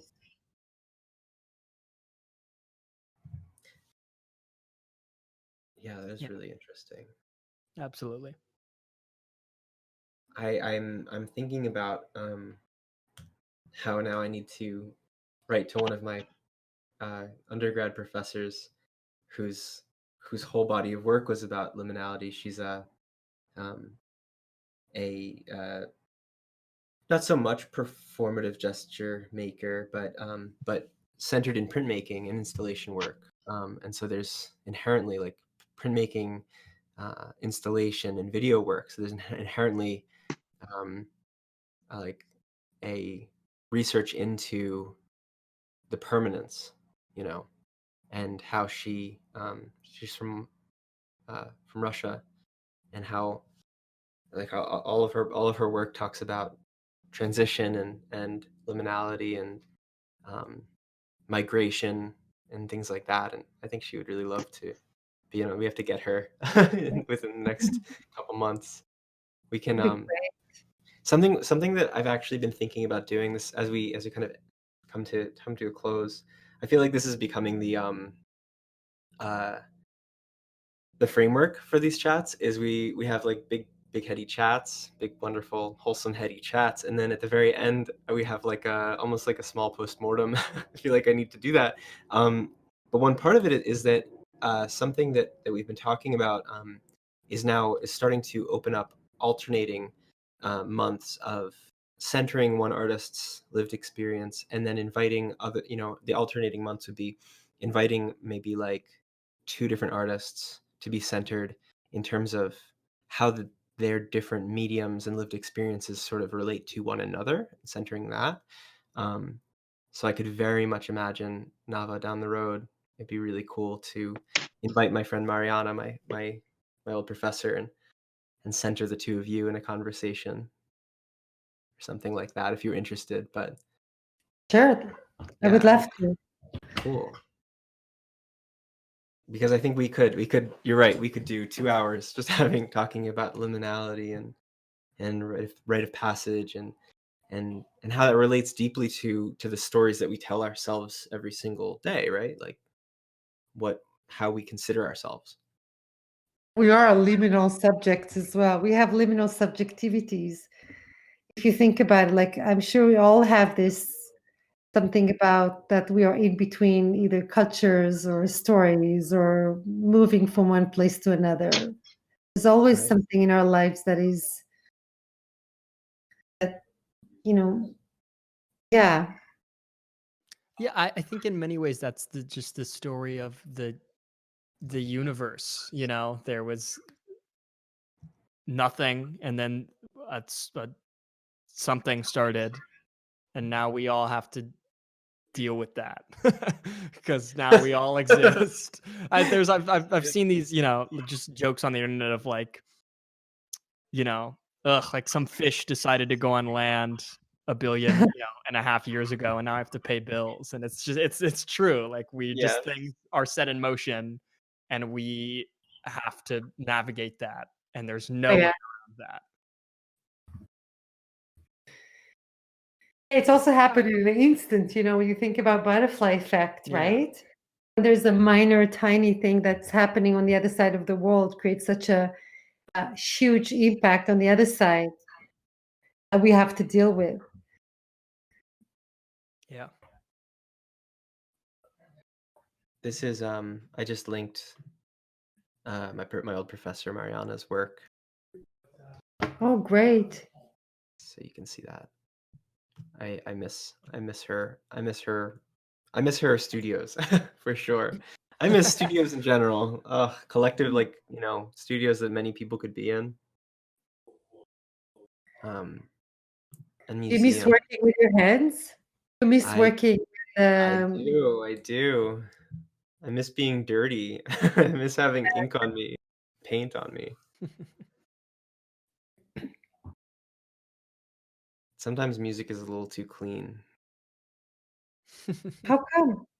I don't know. It might break your back, but it doesn't. You don't get like plaster under your fingernails or worry about whether or not like that one white paint was lead or not. I want to think about that stuff. I miss it.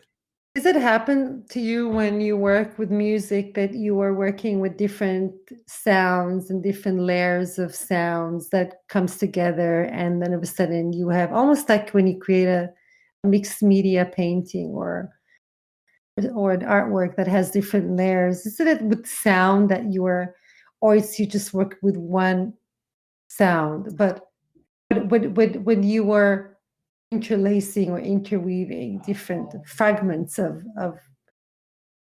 sound together. That is it something that can be considered as messy or complex? It's I think for me it's performative. Sometimes like mixing can be performative, which I do appreciate. And maybe it's messy in the sense, I think you're using it in a very beautiful way, which is like it's messy in the sense that there's the unexpected. I very often I almost wish that I like anytime I was making music, I feel like maybe Peyton, you can relate to this. I wish that I was like recording my face, because so often I'll be making something and I'll just tweak a sound or I'll layer two things over each other that I didn't think was going to do anything, and it's just so unexpected and beautiful that I usually just tear up. Like it's I had this partner at one point in my life who would sometimes film me if she were just in the room and we're bored, and I was very selfishly like messing around with pedals or something, and sometimes she would film it because I guess it cracked her up, because you really do just look like a kid in a sandbox sometimes, just like pushing buttons and being like, oh yeah, wow. But it's I think the disconnect that it seems like you're talking about, in my experience, is that it's not so tactile in a way that like you're not actually getting like paint on you. You can't like smell it so much, when you like open up a new tube of paint. Like my uncle is an artist, and that seems very important to him. Like he laments the fact that they don't make paint with stuff that will destroy your brain anymore, because he loves the smells of them, and his studio has all these interesting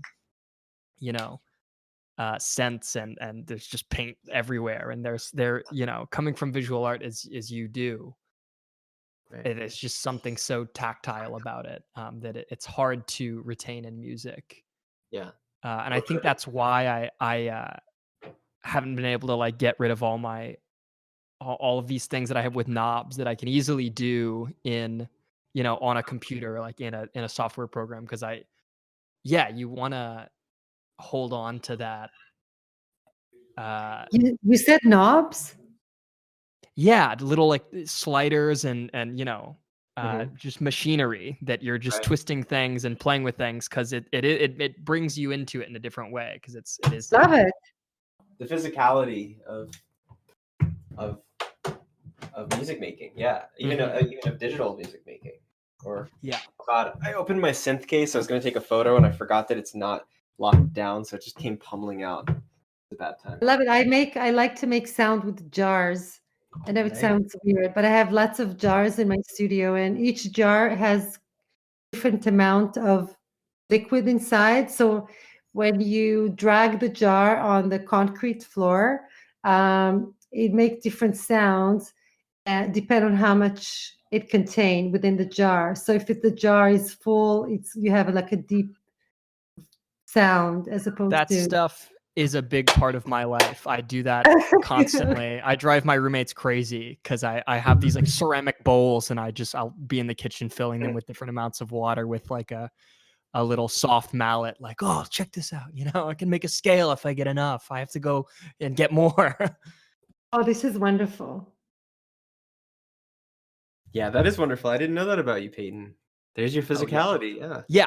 Oh, and it's I think you mentioned kind of the concept of risk of like, did I mix that white paint well enough?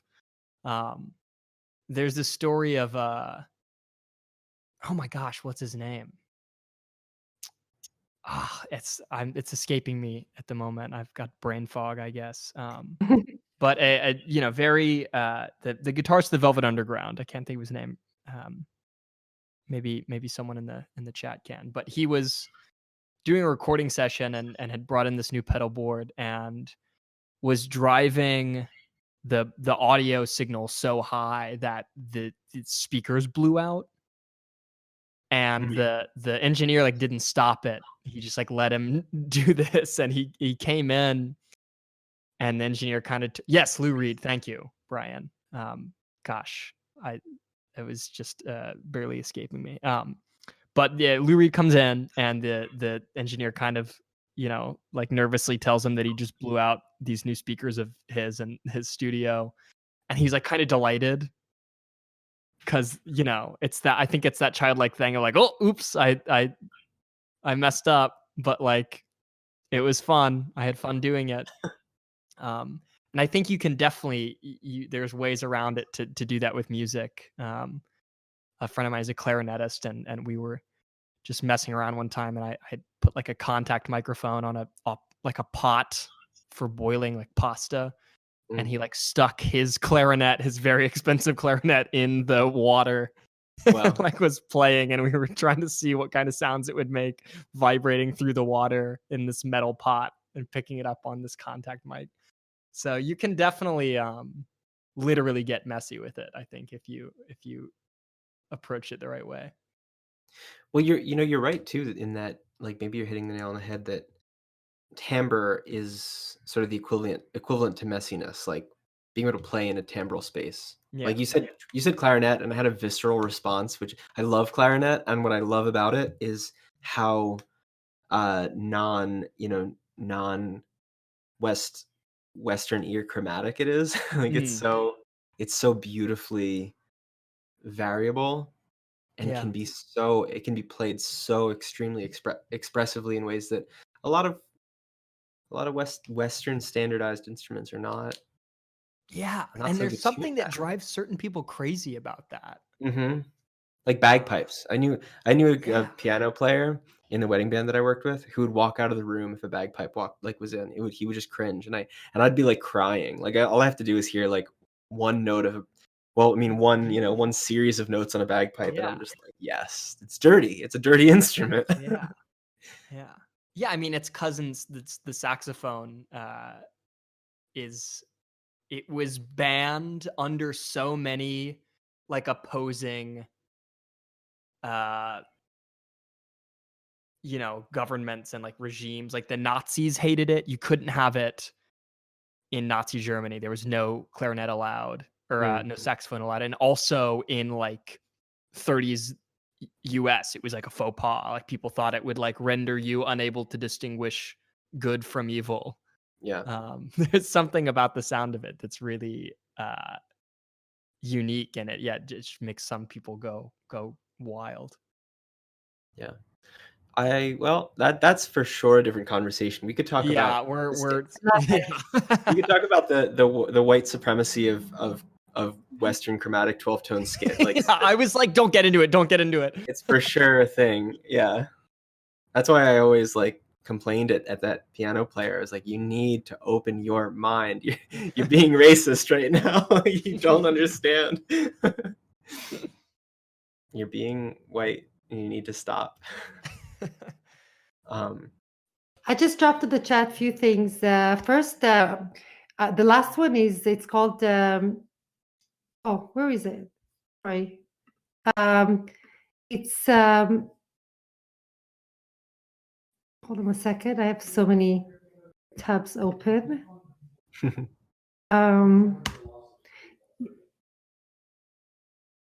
This is So the last one it's called Pink Opera.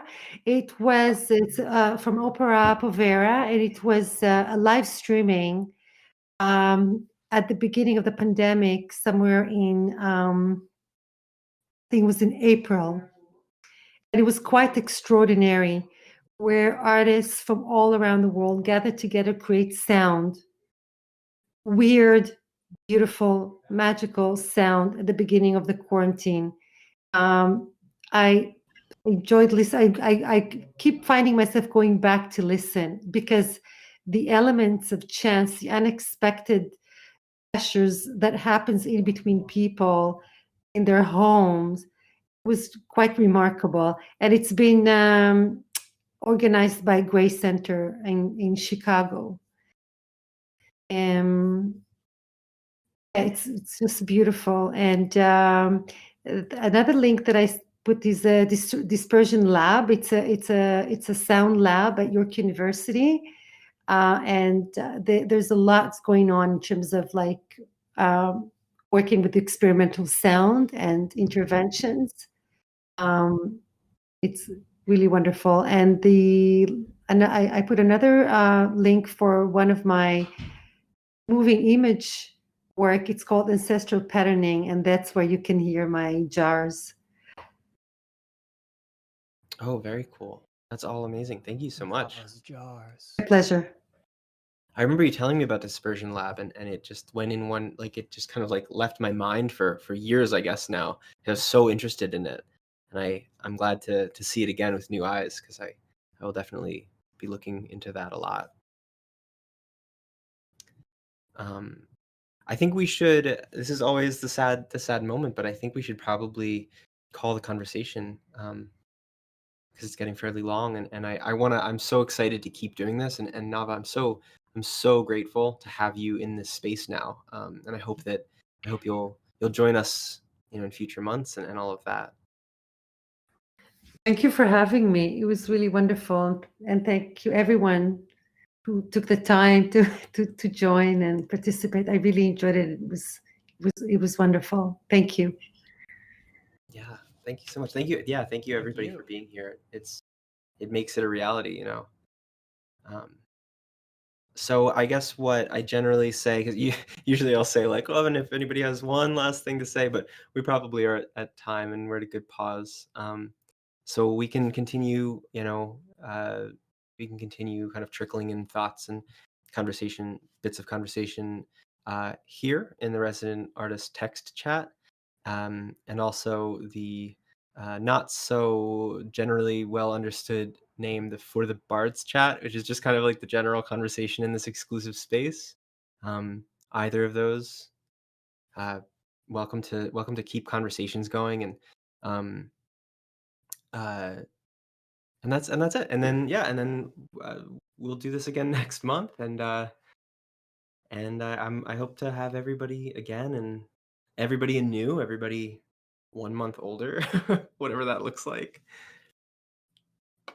But thank you everybody for being here. So thank you so much, Jacob and Nava. Yeah, thank you guys. Yeah, exactly. Thanks. All right, some of you need to go get sleep. Sam and I guess John, your day has started, but I know Sam, go get some rest. It's 6 in the morning and I have an exam at 9. Oh my goodness. Yeah, it's okay. I'm already ready. Where are you? I'm actually in Turkey. Ah. Oh, amazing. Yeah. Where in Turkey? In Istanbul, actually. Oh, beautiful. Amazing. Yeah, unfortunately, right now we're in quarantine, but it's good. Amazing. Good luck with your exam tomorrow. Yeah, thanks. For joining us at 6. Thanks so much. Yeah, I wouldn't miss it. Good. All right. Good night. Good morning, everyone. Bye. Bye. Okay. Bye. Bye.